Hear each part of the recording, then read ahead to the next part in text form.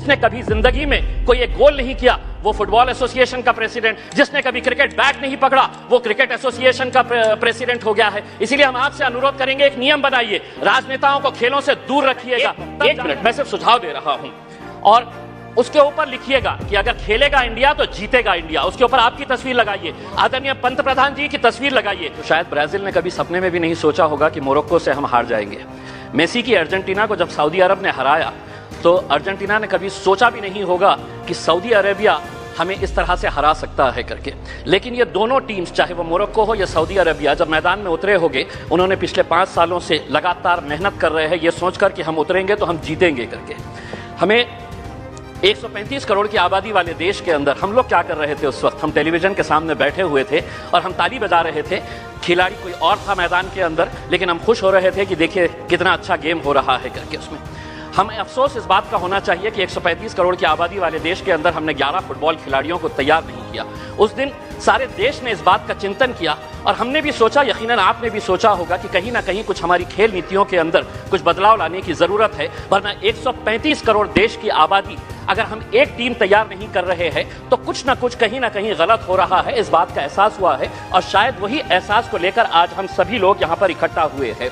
मंत्री जी, मैं आपसे पूछना चाहता हूँ, यूएस और चाइना ऐसा क्या कर रहा है कि उनके खिलाड़ी मैदान के अंदर उतरते हैं? कोई भी इंटरनेशनल इवेंट जब ऑर्गेनाइज होता है तो उनके खिलाड़ी गोल्ड ऐसे ही हंसते हंसते लेकर चले जाते हैं। हम एक गोल्ड अगर लेके आ जाते हैं तो पूरा देश सेलिब्रेट करता है, बल्कि प्राइम मिनिस्टर ले लीजिएगा, पूरे मिनिस्टर्स ले लीजिएगा, पूरे चीफ मिनिस्टर्स उसका जश्न मनाते हैं। जबकि हमारे पास पोटेंशियल इससे ज्यादा है।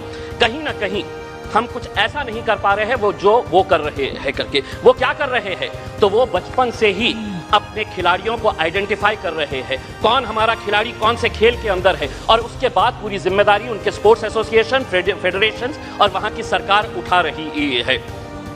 हमें मंत्री जी हमारे शॉर्ट टर्म गोल्स और हमारे लॉन्ग टर्म टारगेट्स क्या होने चाहिए, इसको आइडेंटिफाई करने की जरूरत है। मंत्री जी, मैं आपसे अनुरोध करना चाहूंगा, एक सर्वे करवाइएगा पूरे देश के अंदर कि कितने ऐसे स्कूल्स है कि जहां पर स्पोर्ट्स टीचर्स मौजूद है। पूरे देश के अंदर, चाहे वो प्राइवेट स्कूल्स हो या गवर्नमेंट स्कूल्स है, स्पोर्ट्स टीचर्स कितने स्कूल्स के अंदर है। एक सर्वे करवाइएगा कि कितने स्कूल्स के अंदर प्लेग्राउंड्स मौजूद है। एक सर्वे करवाइएगा कि अगर ग्राउंड मौजूद है तो स्कूल के अंदर क्या एक फुटबॉल है, एक क्रिकेट का किट है, एक रेसलिंग का मैट है, क्या वहां पर बास्केटबॉल के लिए कोई सुविधा है। एक सर्वे करवा लीजिएगा पूरे देश के प्राइवेट, और तब आपको पता चलेगा कि हम लोग अगर खेलों के अंदर पीछे हैं तो इसकी वजह क्या है।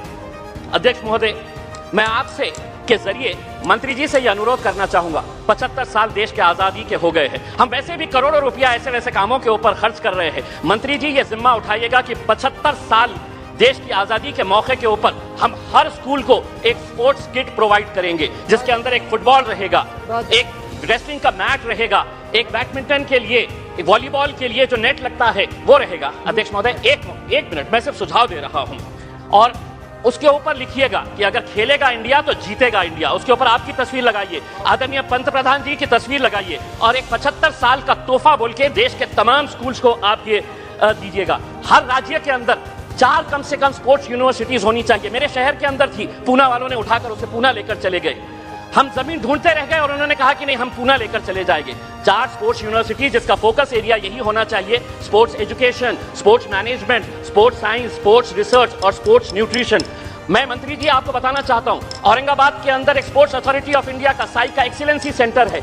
आज तक करोड़ों रुपया आपने खर्च किए हैं उसके ऊपर, लेकिन कोई भी एक इंटरनेशनल लेवल का वहां पे इवेंट ऑर्गेनाइज नहीं किया गया है। आप खेलो इंडिया के जरिए आप अंडर 17 के टैलेंट को आप आइडेंटिफाई करते हैं, हम उसका स्वागत करते हैं। उसी तर्ज के ऊपर अगर स्कूल गेम्स फेडरेशन, अध्यक्ष सिर्फ 1 मिनट, फेडरेशन ऑफ इंडिया को यह जिम्मेदारी देते हैं कि आप अंडर 14 के जितने भी टैलेंट है उसको आइडेंटिफाई करिएगा। दूसरा, सबसे जाते जाते सिर्फ ये कहना चाहूंगा, भारतीय जनता पार्टी के एक एमपी है बृजभूषण सिंह जी, वो खुद एक पहलवान है। अगर वो रेसलिंग फेडरेशन ऑफ इंडिया के प्रेसिडेंट है तो हम उसका स्वागत करते हैं, लेकिन जिसने कभी जिंदगी में कोई एक गोल नहीं किया वो फुटबॉल एसोसिएशन का प्रेसिडेंट, जिसने कभी क्रिकेट बैट नहीं पकड़ा वो क्रिकेट एसोसिएशन का प्रेसिडेंट हो गया है। इसीलिए हम आपसे अनुरोध करेंगे, एक नियम बनाइए, राजनेताओं को खेलों से दूर रखिएगा, तब जाकर हमारे खिलाड़ी दुनिया के ऊपर राज करेंगे।